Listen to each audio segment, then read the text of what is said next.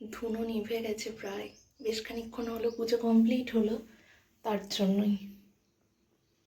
সুপ্রভাত, মনের ঘরে টুম্পার সাথে একটি ভ্লগে আপনাদের স্বাগত জানাই। কেমন আছেন আপনারা? আশা করি খুব ভালো আছেন, আমিও খুব ভালো আছি।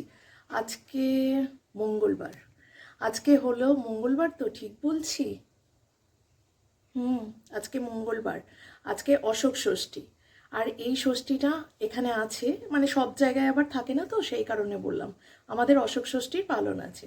তো সেই কারণে পুজোটা কালকেই পাঠিয়ে দিয়েছি। আর আজকে মানে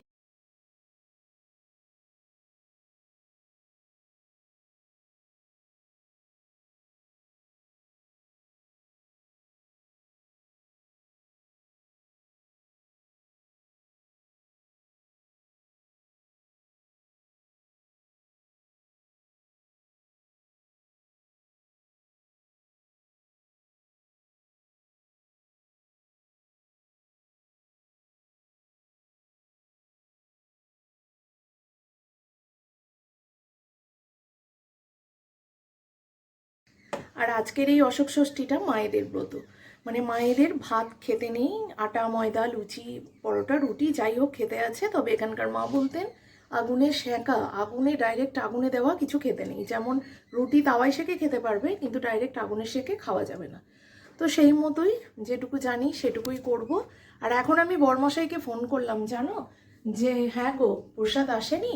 কারণ এইমাত্র বাইরে মায়ের মন্দিরে পুজো দিয়ে ফেরার পথে শুনলাম 8টা সাড়ে 8টার সময় নাকি পুজো শেষ হয়ে গেছে। সবাই প্রসাদ নিয়ে বাড়ি চলে এসেছে, সবার প্রসাদ জল খাওয়াও হয়ে গেছে। কিন্তু আমার বরমশাইকে কালকে ব্রাহ্মণবাড়ি থেকে বলেছিল 10টার সময়, সেই জন্য আমিও আর তাড়াহুড়ো করিনি, আর ও আর খোঁজ করিনি। তো এখন সেই জন্য ফোন করলাম, ও এখন যাবে প্রসাদ এনে দেওয়ার পরে, তারপর আমার প্রসাদ খেয়ে জল খাওয়া। আর আজকে বিশেষ নিয়মও রয়েছে, অশোক ফুল দিয়ে আজকে এই উপোস ভাঙতে হয়। তো সেটা এখন জোগাড় করব। বসিয়ে দিলাম দুধটা জাল হচ্ছে। আমি রান্নাবাড়া মানে সকালে আমার খাওয়ারের জন্য এখনও কিছু ব্যবস্থা করিনি। আগে প্রসাদ খেয়ে একটু জল খেয়ে তবে করব। কারণ আমার ঘরে আজকে সকালে লুচি ভাজলেও কেউ খেত না, সেই জন্য আর তাড়া করিনি, নিজের জন্য অত তাড়া নেই। তো চলো দিনটা শুরু হোক। বিশেষ দিন যেহেতু মনের মধ্যে একটা আনন্দ রয়েছে। ভেবেছিলাম আজকে শাড়ি পরবো, ইচ্ছে হয়েছিল, কিন্তু কাজের তাড়নায় বিভিন্ন প্রকারে হয়ে ওঠেনি। তো চলো দিনটা শুরু করি। বাজছে 10টা 20। তো এখন যখন বাইরে শুনলাম অনেকক্ষণ প্রসাদ এসে গেছে, মনে মনে হচ্ছে ইস, আরেকটু আগে এলে আমারও কাজটা আরেকটু তাড়াহুড়ো করে হতো। মানে বারবার মনে হচ্ছে এখনও তো দেরি আছে, ও টুকটুক করে হয়ে যাবে, এরকম হয় না? দেরি থাকলে কাজেরও দেরি, আর তাড়া থাকলে কাজেরও তাড়াতাড়ি হয়ে যায়। তো চলো টুকটুক করে দিনটা শুরু করা যাক। কী কী রান্নাবান্না হবে, ওদের দুজনের ভাতের ব্যবস্থা, সেটা সবই তোমাদের সাথে শেয়ার করবো। আগে জোগাড় করি অশোক ফুল। নিয়ে নিয়েছি 7টা অশোক ফুল। এখানেই থাক, ঘরের পুজোর প্রসাদ এটা, একেবারে প্রসাদটা পেলে তখন এর ব্যবস্থা করব। এখানে 7টা অশোক ফুল রয়েছে, সব মা জোগাড় করে রেখে গেছে জানো, মানে আমার শাশুড়ি মা। তাতেই চলছে, এখন দীর্ঘকাল চলবে, রোদ দিয়ে রাখলে না অনেক দিন চলবে। দুধ চাল হচ্ছে। আর এই পুজোয় একটাই বিশেষত্ব হচ্ছে মুগ ডাল দিয়ে পুজো দিতে হয়, কোনো চালের ব্যাপার নেই জানো। এইটা আমার বাপের বাড়িতে নেই, চাল দিয়েই পুজো হয়। তো ছোলা দিয়ে, ছোলার ডাল দিয়ে, এসব দিয়ে খেতে হয়, মানে কলার মধ্যে গোটা ছোলা, তারপরে অশোক ফুল, এই 7টা, মানে 5টা 3টে কেউ দেয় না, ওই 7টা এরকমভাবে বিজোড়ভাবে মনে হয় খেতে হয়। আমি জানি না, আমি 7টা করি, আমার মাও তাই করেন, এখানকার মাও তাই করতেন। তো 7টা অশোক ফুল একটা কলার টুকরোর মধ্যে দিয়ে তার মধ্যে ছোলা দিতে হয়। কটা ছোলা ওখানে সেটা জানি না, এখানকার নিয়ম বলছি, দুটো গুলিয়ে ফেলো না। তো ছোলা দিয়ে কলাটা ভালো করে মুড়ে যেন ওটা দাঁতে না ঠেকে, তো দইয়ে ডুবিয়ে খেয়ে নিতে হয়। আলগোছে করে গলার নালির কাছে দিয়ে দিতে হয়, তার ঠাকুর প্রণাম করে তারপর প্রসাদ খেতে হয়, তবে জল খেতে হয়। আর এখানে নিয়ম হচ্ছে মুগ ডাল, কলা, সুপারি আর বিভিন্ন রকম ফলমূল দিয়ে, সিঁদুর, হলুদ, দই এইসব দিয়ে পুজো দিতে হয় বিভিন্ন রকম। আর যার যা ইচ্ছে এগুলো মানে দিতেই হবে। তো সেগুলো দিয়ে পুজো আমি গতকালকে পাঠিয়ে দিয়েছি। ওই যে বললাম ব্রাহ্মণবাড়ি থেকে ওকে বলেছে যে 10টার সময় আসতে, সেই জন্যই এত দেরি হলো। তো এইভাবে এখানে পুজো পাঠাতে হয়। আর কি যেন বলে ওটা, ওই কলার টুকরোর মধ্যে 7টা অশোক ফুল নিয়ে ভালো করে মুড়ে ঠাকুরের নাম করে ওইভাবেই আলগোছে খেতে হয়, যেন দাঁতে না ঠেকে, স্পর্শ না করে, চিবাতে পারবে না, তো সেই জন্য গিলে খেতে হয়। তো সেই মতো বুঝে কলার টুকরোটা করা লাগে, আর অন্য কিছু নিয়ম নেই। তারপর প্রসাদ খেয়ে জল খেতে হয়, তারপরে যা নিরামিষ সব কিছুই আটা ময়দার জিনিস খেতে পারবে। তো এই গেল আজকের অশোক ষষ্ঠীর বিশেষ নিয়ম। মানে ছেলের কপালে ফোঁটা দিয়ে তবে কিন্তু এই পালনগুলো করতে হয়, কারণ ছেলের মায়েদের ব্রত, ছেলের মঙ্গল কামনার ব্রত। তো সেই জন্য ছেলের মঙ্গল কামনা করে ছেলের কপালে ফোঁটা দিয়ে তেল হলুদের দইয়ের, তারপর মায়েরা প্রসাদ খেয়ে জল খেতে পারবে। যারা জানো সবাই জানো, আর যারা জানো না তারা জানলে, আর যাদের নিয়ম একটু অন্যরকম, যেমন বললাম আমার ওখানকার বাড়িতে একরকম নিয়ম, এখানকার বাড়িতে আর একরকম নিয়ম, বা কারোর হয়তো এই ষষ্ঠীটা থাকে না, তো তাদের জন্য এই কথাগুলো বলা। আর রিপিটেডলি বলার কারণ হচ্ছে এখানে যাতে সেট হয়ে থাকে, কারণ আমি তো এখন এই লেসনগুলো পড়ছি, তাই এইগুলো আয়ত্ত করতে, রপ্ত করতে পুরোপুরি আমার একটু সময় লাগবে। সেই জন্য তোমাদের সাথে গল্পের মাধ্যমে রিপিটেডলি বলে আমার মস্তিষ্কে যাতে একদম পুরো বসে যায়, যাতে কখনো না ভুলি, তাই না বন্ধুরা? চলো। কাল রাতে কোনো বাসন টাসন ধুইনি, ভাত হয়েছিল তারই সব জোগাড় হয়েছিল বলে এত বাসন। আর এই যে দেখো, আগে আমি তরকারিটা বসাই, যেটা দুপুরে আমার খাওয়ার জন্য সবাই খেতে পারে। এখানে রয়েছে কুমড়ো, আর কুমড়োটা এতটাই চওড়া, তোমরা সেদিন দেখেছো, দেখো, কুমড়ো, গাজর, রাঙা আলু, আবার এমনি আলু রয়েছে। আর এখানে ভেজানো রয়েছে ছোলা আর মটর, এটা দিয়ে এই তরকারিটা বানাবো। আগে ভালো করে জল বদলে নিই।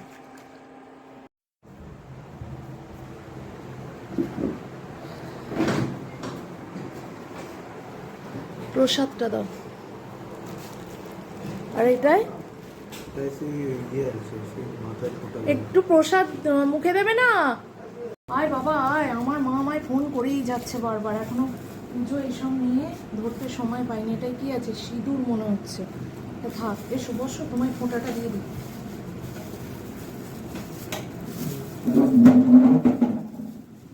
এই জিনিসটা ভালো জিনিস তো, কাপে করে তেল, এই যে দই, তেল, হলুদ, এটা আমি পাঠাইনি, অন্য কারোর পুজোর প্রসাদ চলে এসেছে।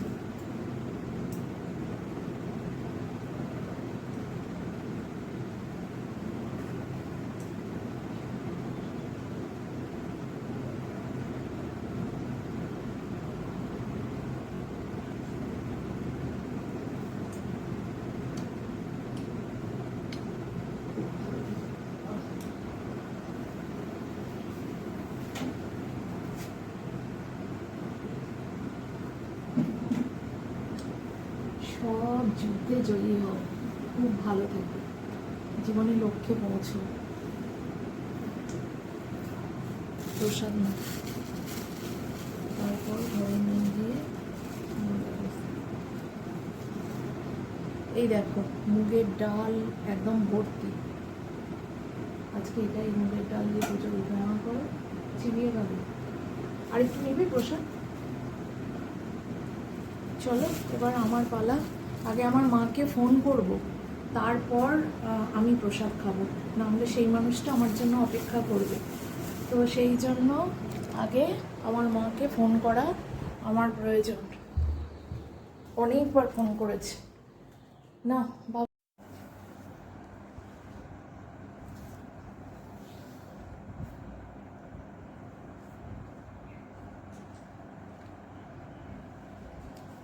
ট্যাড়া ব্যাঁকা কি পড়লাম জানি না, যা পড়লাম। এবার খাবো প্রসাদ। হাতটা ধুই, সিঁদুরে হাত দিয়ে, হাত না ধুয়ে খাবার খেতে নেব। আর এই প্রসাদ এলো, প্রসাদ খাবে। হ্যাঁ হ্যাঁ করেছে, হ্যাঁ।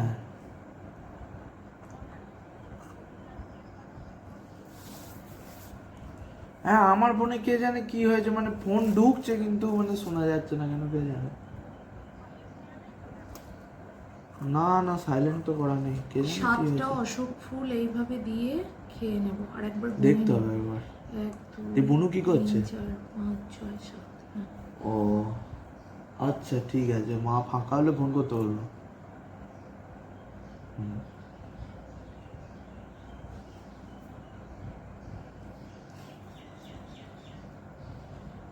এইভাবে ভালো করে মুড়ে নিলাম।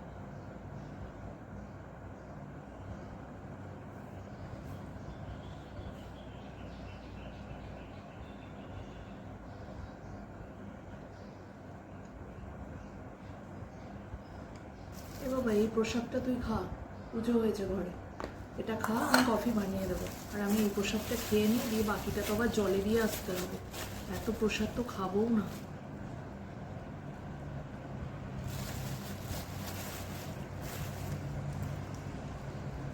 সকালে আর কোনো খাবার করবো না আমি, যা করবো একবারে দুপুরে খাওয়ার জন্য, তাই না বল বাবা? কেউই তো খাবে না, 11টা বেজেই গেল, তাই না? আমার ছেলেও আজ কিচ্ছু খায়নি, বললাম না কেউ কিছু খাবে না, ওর বাবা দই মুড়ি খেয়ে বেরিয়েছে। কি খাবি বল দুপুরে? যা খাবি তাই বানাবো।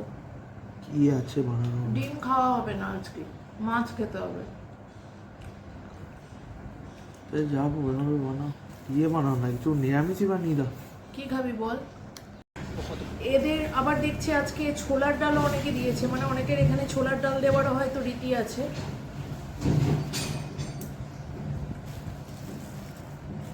আমি মুগ ডালই দিয়েছি।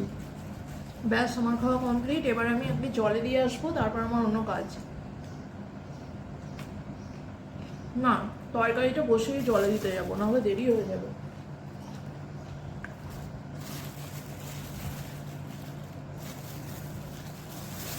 কাপড়ো বাড়িতে মোড়া নে না বাবা, প্রসাদটা খা।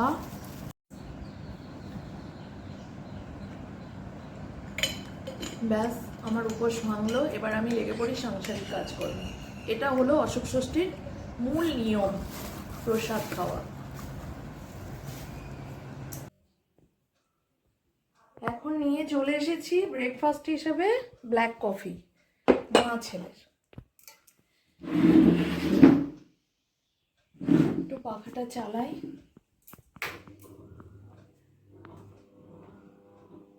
একটু আলতা পরবো, পরে একটু সময় মতো নিজের কাজটা একটু গুছিয়ে নিই, তারপর পরবো। কারণ রান্নাঘরের কাজটা খুব খিচিখিচি হয়ে আছে। নিরামিষ পদ না নামালে ওদের দুপুরে খাওয়ার পদ রান্না করতে, মানে ভাতের পদ রান্না করতে পারবো না। এক পদে রান্না করবো আজকে ওদের জন্য, যাই করি না কেন। আর পোস্তর বড়া রয়ে গেছে কালকে, সেটা একটু দিয়ে দিই। হ্যালো মা, শুনতে পাচ্ছ? হ্যাঁ পাচ্ছি। দিয়ে ভালো আছো তো? শরীর ঠিক আছে?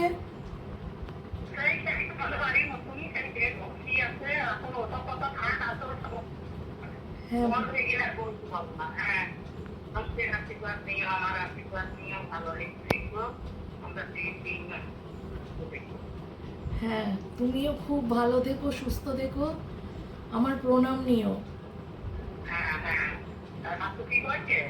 এই তো এখানেই আছে, শুনছে তোমার কথা।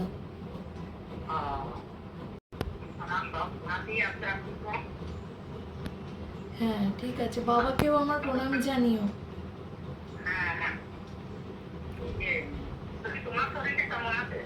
ওই চলছে, হচ্ছে জানি না, আজকে কাজ এগোতে খুব মুশকিল হচ্ছে। এখানে বানিয়ে নিয়েছি সুজি, এখনো পিস কাটিনি, পিসটা কাটবো বলে থালায় ঢেলে নিয়েছি। এখানে কয়েকটা গুছি করে নিয়েছি, ভাবছি একেবারে পরোটাই বানাবো। আর এই যে তাওয়াও বসিয়ে দিয়েছি, আর এই যে সব কিছু দিয়ে কুমড়োর তরকারি চলছে।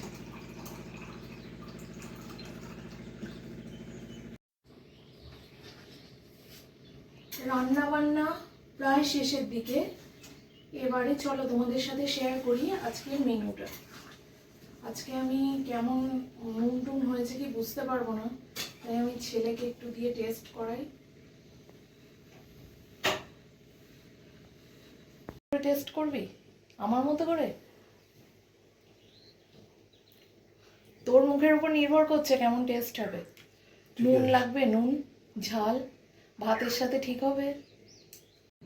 আগে আমি রান্না বান্নাটা কমপ্লিট করে নেব, রেখে নেব। দেখিয়ে একবার। গাজর, আলু, টমেটো, সয়াবিন দিয়ে, আলু দিয়ে মুসুর ডাল। কালকের দুটো পোস্তর বড়া, আমার ছেলে পোস্তর বড়া খেতে চায় না, তাই ভাতও হয়ে গেছে, ফ্যানটা গালতে দিয়ে তোমাদের দেখাচ্ছি আমার খাবারের জন্য কি কি বানানো হয়েছে।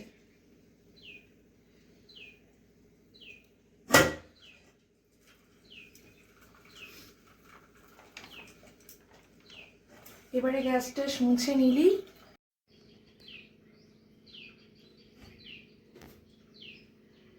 এবারে গ্যাসটা পরিষ্কার করে নিলি, আমার আপাতত ছুটি। তো চলো সেই ব্যবস্থাটা করে নিই আগে। তোমাদের আগে দেখিয়ে নিই যে নিরামিষে আমার ঘরে কি কি রান্না আজকে হয়েছে। কিছুটা দেখিয়েছি, শুধু পরোটাটাই বাকি আছে। এখানে সব কিছু জিনিস রেডি করে রেখেছি। এই যে খুব কম তেল দিয়ে রুটির মতো স্টাইলে শুধু একটু ভাজা হয়েছে পরোটা। আর এখানে তরকারি, সুজি, ওখানে দুধ ঢাকা রয়েছে।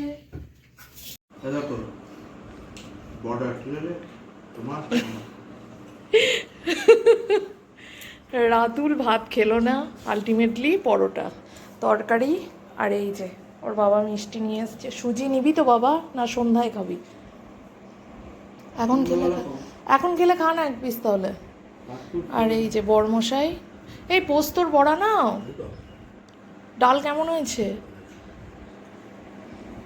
আমি জানতাম জানো যে তোমার ছেলে খেতে গিয়ে এইরকম ঝামেলা করবে, তুমি জানতে না? কি গো বাবা, তুমি ষষ্ঠী পালন করলে? তোমার তো আজকে ভাতই খাওয়া হলো না। হ্যাঁ, কোনো দানা তো খাসনি, মানে মুড়ি ভাত। নীলের দিন তুই তাহলে তাই করবি আমার সাথে, মহাদেবের বার। নীল সংক্রান্তির আগের দিন। আমার দেখলি রাতুল, এই তুমি এটা লক্ষ্য করলে, আমি দিয়ে দিই, তুমি এটা লক্ষ্য করলে আমি কি সুন্দরভাবে এক চামচে বলে ফেললাম যে সংক্রান্তির আগের দিন।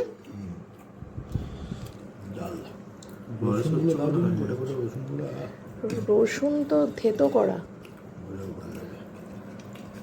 আমার বর মশাইয়ের প্রিয় ডাল এটা, তাই তো?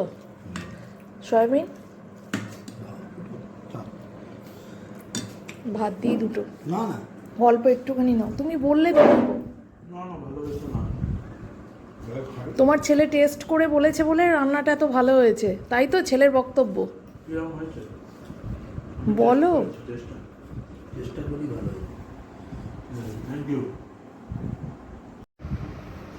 খাওয়া কমপ্লিট হয়ে গেল, মুখে এখনো মিষ্টি হচ্ছে। আমি না বেশি মিষ্টি একসাথে খেতে পারি না, তো সুজি, কেক, মান্তুয়া নিয়ে দাও আর রসগোল্লা, তাই যেন কেমন লাগছে। আমি অল্প মিষ্টি তবু খেতে পারি আর বারে বারে ঘুরে ফিরে খেতে পারবো। তো খাওয়া দাওয়া আমার মিটে গেল, এবারে সব গোছগাছ করে রেস্ট। খিদে পেলে রাতে কিছু বানাবো, আর না হলে আর কিছু রাতে খাবো না। দেশি পেঁপে গাছ কোথায় পেলে? কালুর কাছে, কালুকে বলে দিয়েছিলাম পাকা পেঁপে পেলে দিবি। গাছ পাকা কে বললো তোমায় গো? কালু বললো গাছ পাকা। ঠাকুর ঘরেই রাখবো, ঠাকুর ঘরেই রাখবো। কিন্তু পেঁপের সাইজটা খুব ভালো। সকালবেলা কেটে দেবে একদম। কালকে হবে খাওয়া? হ্যাঁ ঠিক আছে, সকালে ফার্স্ট সকালে তো পেঁপে ব্রেকফাস্ট। হ্যাঁ ওকে। কিছু করো না। না না, সবাই খাবে, কেন খাবে না? ফলের গাদা রয়েছে, এগুলোই খাওয়া হয়নি আজকে। আবার এই পেঁপে, কিছু বলা যাবে না। চলো রাখি এখন, চাটা খেয়ে তবে তার ব্যবস্থা। পেঁপের সাইজটা খুব ভালো।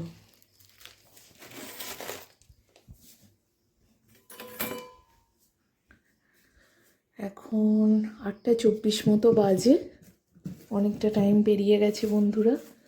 জানি না কোথা দিয়ে সময়টা পেরিয়ে গেল। মনটা খারাপ একটু জানো, কারণ আমার যে পিসিমাকে দেখেছো তোমরা আমার ব্লগে, শরীর অসুস্থ ছিল, আমরা সবাই দেখতে গেছিলাম ওখান থেকে, আমার বাবা মা। তো যারা জানো তারা জানো, সেই পিসিমার অবস্থাটা আরও খারাপ হয়েছে, শারীরিক কন্ডিশন আরও খারাপ। তো সেই সব নিয়েই একটু মনটা ভীষণ খারাপ লাগছে। দেখলাম পিসিমাকে ভিডিও কলে। আমার বাড়িতে দিদিরাও এসছে, ভালোই আছে মনে হচ্ছে। দিদিরাও এসছে, দিদিরা আজ গিয়েছিল। দেখেছো একটা পচ ধরেছে, দেখি নামিয়ে। তো দিদিরা আজ দেখে এসছে। এই জানালাটা খুলে দিই, জানো, ঠান্ডায় ফলটা ভালো থাকবে। এই তো ফলগুলো দেখে রাখছি।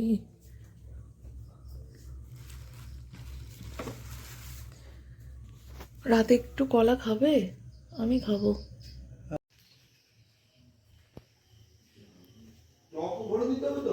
সবই দাও। তো এখন হচ্ছে রাতের ডিনার। ডিনারে রয়েছে তাওয়ায় সেঁকা রুটি। এর মধ্যে না ময়ান দিয়েছি কিছু, আর না অন্য কিছু বানাচ্ছি। মানে পরে একটু তেল দিয়েছি, মানে যেটা ওবেলায় হয়েছিল। কারণ লুচি ভাজার কথা ছিল, কিন্তু আমার ছেলের এখন লুচি খাওয়ার মন নেই, মানে ওর পেটটা ভার হয়ে রয়েছে। সেই জন্য বললো মা আমি আর রাতে কিছু খাবো না। তো ছেলে যেহেতু খেলো না, তাই আমি আর লুচিতে যাইনি।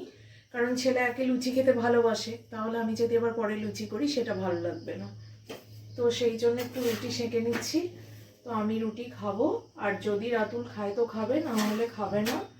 আর দিনের এই যে তরকারি একটু গরম করে, থ্যাংক ইউ। আর দিনের খাবার দাবার যা ছিল, ভাত তরকারি ও খাবে ভেবেছিলাম, ও কিছু খাবে না। তো এই হলো আমার রাতে রান্না বান্নার খবর। আর এই যে আমার বড়মশাই ক্যামেরার ওপারে চলে গেছে। তো যাই হোক, আর এখানে সব মিষ্টি সুজি রয়েছে, সব মিলিয়ে মিশিয়ে আজকের দিনটা কেটে যাবে। তোমরা সবাই খুব ভালো থেকো, সুস্থ থেকো, নিজের শরীরের খেয়াল রেখো। আর আজকের অশোক ষষ্ঠীটা কে কেমনভাবে কাটালে অবশ্যই আমাকে কমেন্টে জানিও। কারণ অশোক ষষ্ঠী খুব স্পেশাল সব বাসন্তী পুজো। তো হ্যাঁ, বাসন্তী পুজোর ষষ্ঠীও বটে, আজকে না ষষ্ঠী, মানে এক প্রকার দুর্গার ষষ্ঠী। এটাও তো দুর্গা পুজো। বাসন্তী ষষ্ঠী, দুর্গা না বাসন্তী। বাসন্তী পুজো কিন্তু দুর্গা পুজোর মতোই তো। একই নিয়ম। এই সময় অকাল অকাল বোধনটা ওই সময়, এইটা আসল দুর্গা পুজো। তো যাই হোক, আমাদের আশেপাশে গ্রামে অনেক পুজো হয়, সেখানে আমরা যাই না। তো এইভাবে রুটিটা করছি, রুটিটা শক্ত হয়ে যাবে, কেউ খাবে না বললো। এবারে এই রুটি, এতগুলো রুটি আমিও তো খাবো না। যাই হোক বন্ধুরা, দেখা হচ্ছে নেক্সট ডে নতুন একটা ব্লগের সাথে। খুব ভালো থেকো, টাটা, গুড নাইট।